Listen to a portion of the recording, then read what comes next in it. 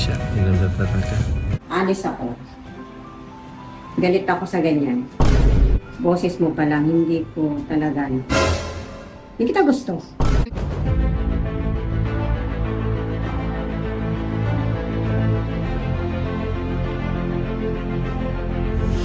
Ayun, shoutout guys. Muli po, welcome sa aking YouTube channel. Ito po si Kuya Julay, ang inyong katugang, ang inyong kalingap.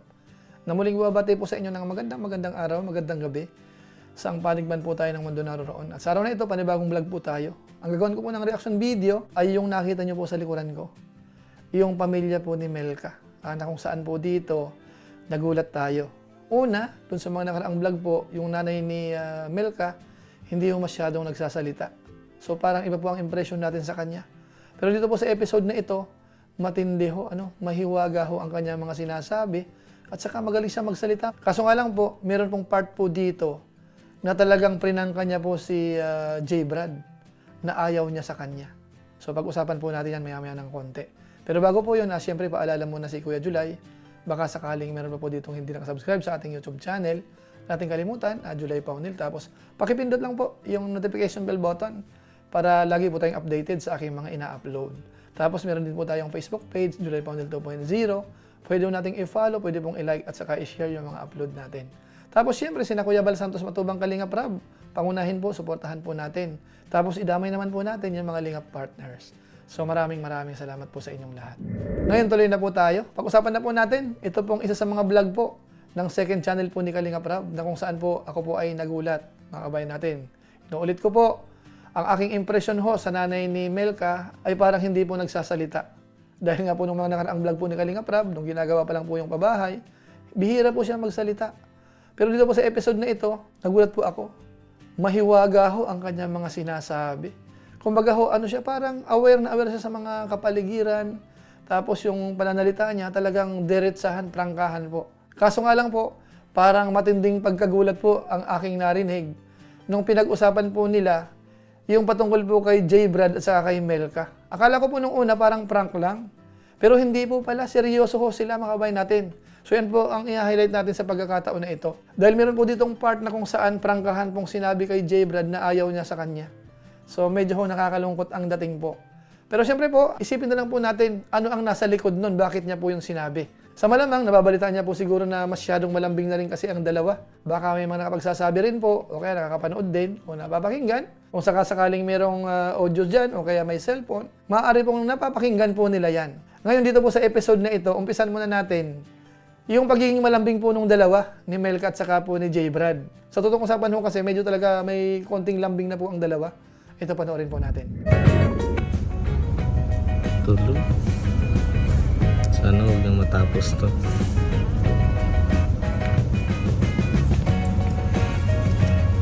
Nandiyan na si mama mo. Ay siya, ganda talaga.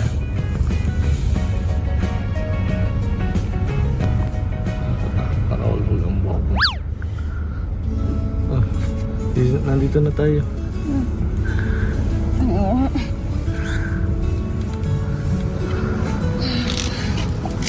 Dito na pala tayo ni Mami. Siyempre naman. Feel at the moment. Talaga kita ginising. Ang limping kasi ng tulog mo sa balikat. Baka, siyempre, excited na rin ako bumisita ka lang mama sa kay papa mo. Oo nga din. Pagkapunta ko ulit dito. Matagal-tagal din mo tayo. Pabalik ulit. Puros tayo gala ay.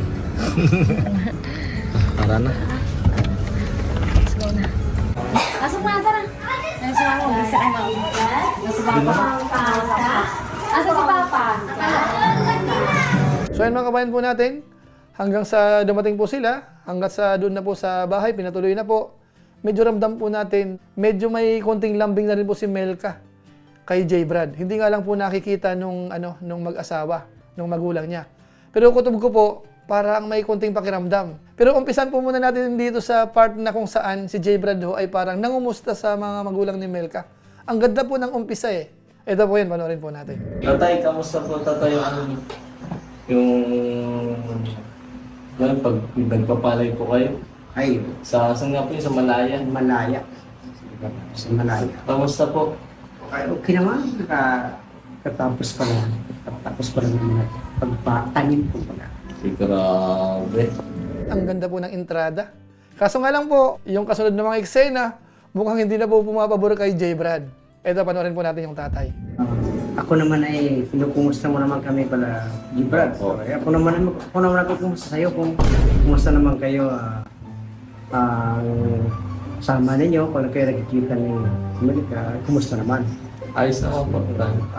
Mababalitaan ko rin kasi na kung parang nababalita ko galing sa amin na may umuugong na nagsasabi. Ay, si Brad ay ang kwan. Parang yung siniseryoso niyang pagpasyal kami ka. Sabi ko, ngayon gusto kong malaman kung ano kaya kung totoo daw yun. Hindi naman.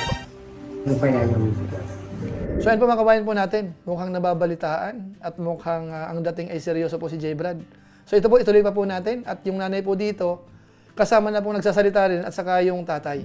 Kasi ako gusto ko ay kumbaga ang mga bagay-bagay. Ilang taon ka na, Brad?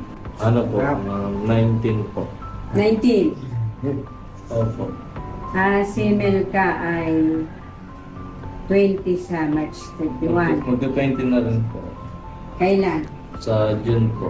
So ayun po mga kabayan po natin, mukhang tumitindi po yung pressure po dito. Ngayon po, ituloy po natin doon sa part na kung saan ay naitanong po kung gaano kadalas sila magkita. At naging matapat naman po si J. Brad. Panoorin po natin. Gaano kayo kadalas magkita? Gaano mo kadalas dalawang sinul ka doon? Gaano ka kadalas mag-date? Date ba tawag doon? Ano po? Alas. Parang araw-araw po.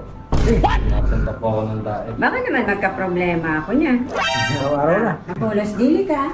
Napulos dili ka. Araw-araw. Diba? Mulis dili no, hindi tama. Hindi ako sumasang-ayon sa ganyan. Kailangan. Tipid lang. Diba? Hindi yung lapid. Ang kabataan sa ngayon, majority, yung nararamdaman nilang sabi daw ay pagtingin daw. Pero ang katotohanan, hindi yan pag-ibig, yan ay kapusukan. Masasabi mong pag-ibig yan kapag ka umakyat ka na sa edad na 20 pataas, kasi na marami ka nang mararanasan. Pero sa mga ganyang edad, wala pang ano yan. Kadalasan nga ngayon marami nabubuntis. Kasi nga natitrigger yung palagi kayong magkasama. Natitrigger ngayon yung emotion ninyo sa isa't isa. Pasasaan ang ending nun, sa tingin mo lalaki ka. Anak ko babae. Naalagaan ko lang si Melka. Kaya lang parang Seryoso na. Pero hindi pa nga dapat eh. Kasi nag-aaral pa mga bata. Kumbaga, may mga panahon kasi kailangan ipaghintay mo na. Pero pag ganyan kasi madalas parang basta palaging maraming nadadala. Maraming na papahamak yung damdamin, nagtitrigger yun. Hanggang sa may mangyari hindi maganda. Tapos, yan delikado. Mahirap. Tapos nung alaman nila na hindi pa pala, ay, naroon si kabataan, uwi sa kanila, lumaan. Ako, patulad mo rin mga araw, dinaanan ko rin yan, pag-aragayan. Akala mo lahat ng makilala ay gusto na niya. Nung mapansin ng unay, may napansin naman ng iba. Iba na naman sinasabi niya. Kaya, kumbaga, share ng naging kabataan. Kasi, ngayon may anak meron ako. Nandiyan ka. Parang nagugunita yung panahon ko dito.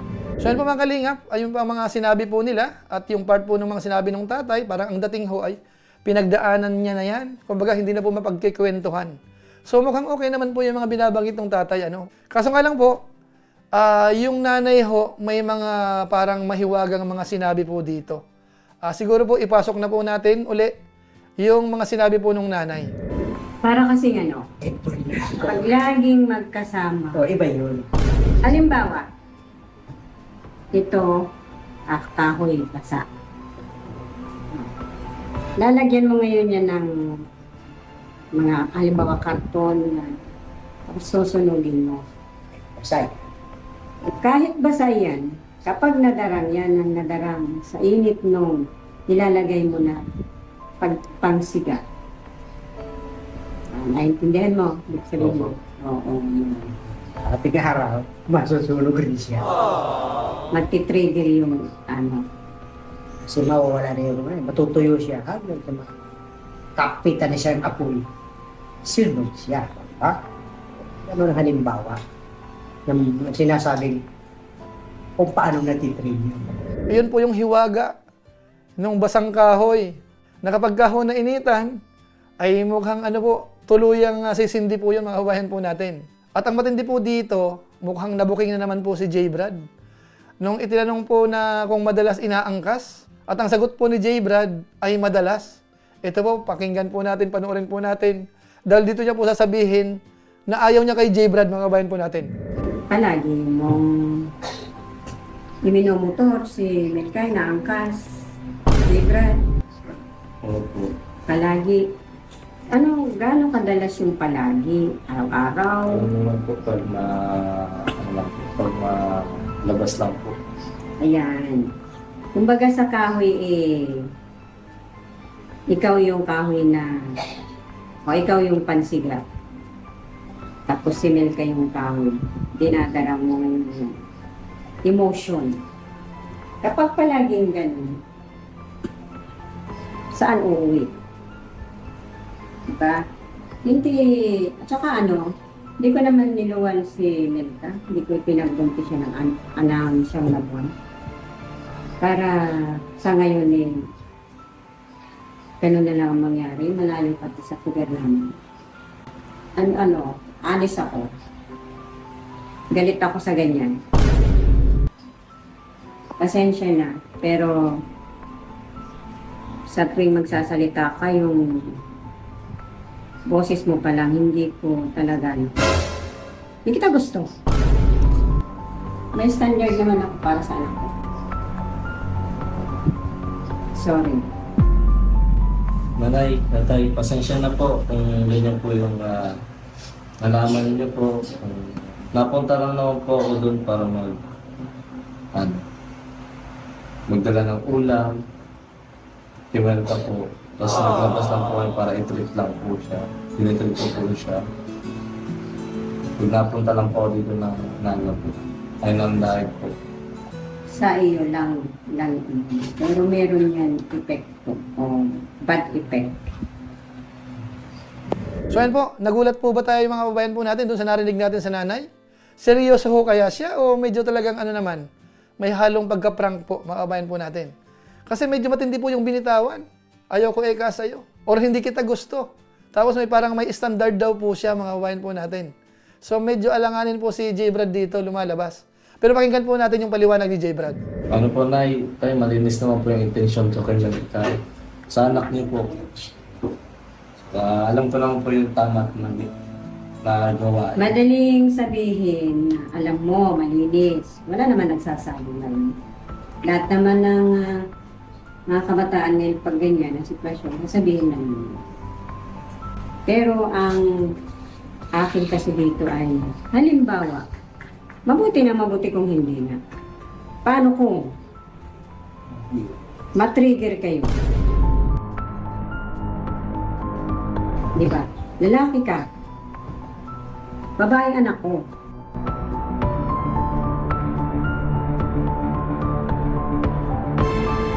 Saka bata ka pa, nag-aaral ka din. Unahin mo din yung sarili mo.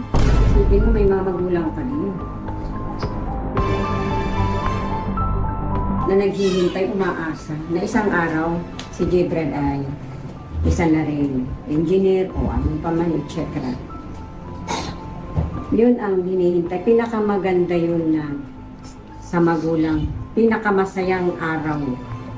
Huwag mo namang ipagkait sa magulang. Lalaki ka pa. Nay, tay, pasensya po talaga na. Pero papatunayan ko naman po sa inyo talaga. Napatunayan na? Sa edad mong yan? Napapatunayan mo? Paano mo masasabi? Ilang taon ka na? Naka-24 na yun. Oo. Sabihin ko sa'yo, Noy, may gatas pa nga labi mo. So ayun po mga kabayan po natin, hindi po uubra si J. Brad dito. Kahit sinabi niya po na malinis yung intention, may mga sinasabi pa rin po yung nanay niya, mga kabayan po natin. Although sa akin po, pinipilit ko po naintindihin po yung sinabi ng nanay niya. Kasi mamaya ho, ibas naman ho ng mga viewers natin. Ay ito po siguro mga kabayan po natin, mas maganda na yung ganito.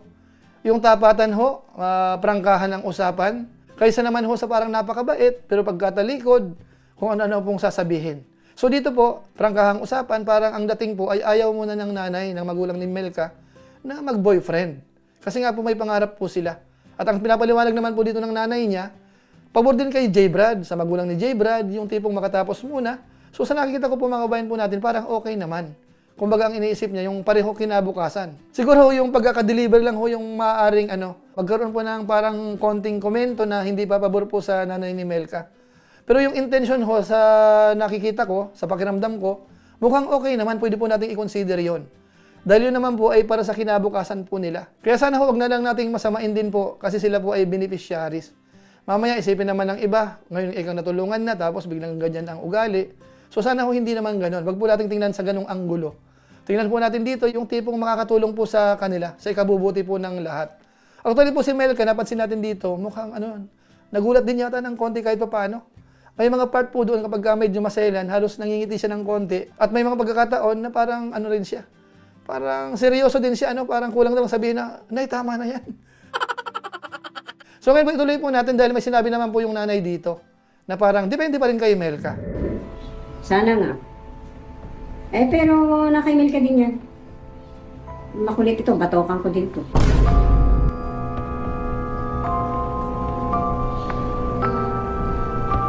So yan po mga kabayan po natin. Yun nga raw po, depende kay Melka, tapos humingi naman po ng pasensya. Kaso nga lang po kapag daw makulit, babatukan mga kabayan po natin. So yan po ang ating parang reaction video po dito sa napanood po natin. Patungkol nga po sa pamilya ni Melka, na kung saan ay parang ayaw niya pa po na makipag-boyfriend yung kanyang anak. Bagamat si J. Brad naman po ay patuloy yung kanyang magpapaliwanag naman po na maganda raw yung kanyang intention dito kay Melka. Kaso nga lang po, gusto talaga makasigurado rin po yung pamilya ni na Melka. So ngayon po mga kababayan po natin, gusto ko pong isingit yung konting part na kung saan magpapatunay na parang hindi ito prank. Kasi may mga sinabi po si Melka kay J. Brad bago po umalis. Ito po yun. Ano ba yan? Paano ba yan? Parang hindi maganda ang mood mo na papa. So, Ano yan? Ano ka na muna siguro, umuwi ka na muna siguro. Kasi kakausapin ko naman sila ipapaliwanag ko sa kanila yung ginagawa namin natin talaga kasi wala naman tayo ginagawa. Uwi ka na siguro pasensya ka. sige. Wow, na rin ako ba? Salamat. Sorry ha. So ayun mga kababayan po natin, yan po yung kabuuan ng ating reaction video po sa ngayon. So sana wag naman nating ibas yung mga magulang po ni Melka, lalo na po yung kanyang nanay. Kumbaga po, isipin natin na naging prangka lang po siya. At ang iniisip niya po ay para naman po, makapagtapos muna yung anak niya, si J. Brad, ganun din. Tapos yung ganyang masyadong close, wag sobra. Kasi mamaya nga, matukso po pareho. So kung yun po ang titingnan po natin, parang okay naman. Hindi naman marapat ibas ho yung nanay ni Melka. Ano po?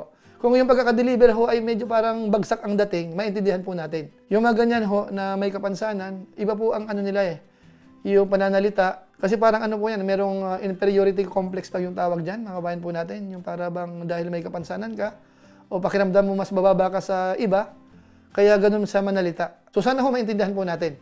So i-convert po natin sa good vibes pa rin po, yung napanood po natin. Ganun kaprangka ang mga magulang po ni Melka. At ganun po kadesidido si J. Brad para kay Melka. So abakan po natin sa mga sunod pang episode. Ang Mel Brad tandem na yan, na part po ng mga binablog po ni Kalinga Prab po at saka ng kanyang second channel, na si Ian Ramirez naman po ang nag-handle. So maraming salamat po sa inyo. Siguro po pansamantala, paalam muna tayo, pero gaya po ng dati, gusto ko lang po muna magpasalamat sa mga supporters po natin. Lagi pong nanonood ng ating mga vlog, sa ating YouTube channel, sa ating Facebook page, lalo na po yung mga hindi po nag-skip ng ads, masipag mag-like at saka po nag-share.